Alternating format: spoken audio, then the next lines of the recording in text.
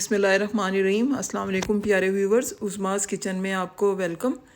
आज हम बना रहे हैं मटन बिहारी टिक्का। ये इसकी रेसिपी इंतहाई आसान है।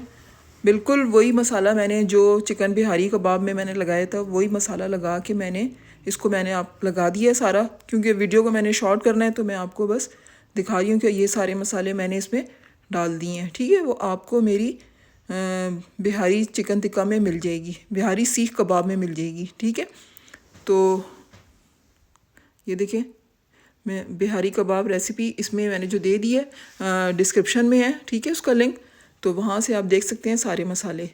ये सारे मैंने इसमें मिक्स कर लिए हैं, और सरसों का तेल जो इसकी जान है। अच्छा, ये देखें, इसकी ज़रा लंबी लंबी स्ट्रिप्स काट ली थी मैंने मटन की। ठीक है, थोड़ी सी चिकनाई भी रहने दी है, फ़ैट, ताकि वो उसको ज़रा जब बारबेक्यू होंगे तो ये बहुत मज़ा देती है फ़ैट इसके अंदर। बहुत अच्छी तरह सारे मसाले को मिला लेना है, और ये ओवरनाइट आप इसको मतलब 24 घंटे के लिए रख दें उठा के। ठीक है, और फिर बनाने से पहले एक डेढ़ घंटा पहले इसको हम बाहर निकाल लेते हैं। अब ये देखें, वो तो हमने जो बिहारी कबाब बनाए थे वो तो हमने तवे पे बनाए थे। ठीक है, ये हम बना रहे हैं बारबेक्यू, तो ये हम सीखों पे लगाएंगे।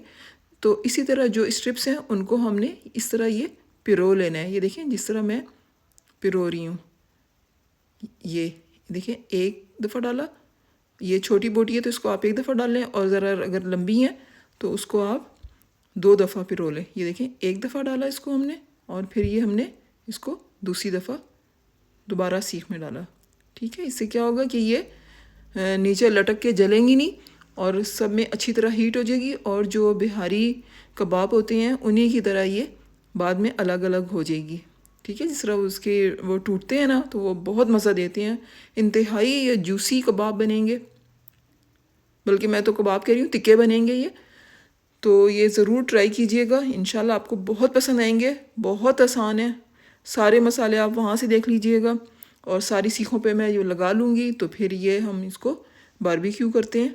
देखें, ये कोयले अच्छी तरह जब दहक गए तो मैंने इनको बारबेक्यू कर लिया। अब किसी टिश्यू या किसी भी चीज़ की मदद से सीखों से इनको उतार लें, क्योंकि सीखें पहले पानी में भीगी हुई थी, तो इसलिए फिर ये गोश्त इन पर चिपकता नहीं है।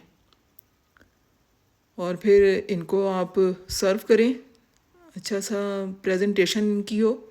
ये देखें, तोड़ी कितने मज़े की है, अंदर तक गल गई हैं और जूसी भी हैं, बिल्कुल खुश्क टिक्के नहीं है। मसाला इसके अंदर बहुत रचा हुआ है।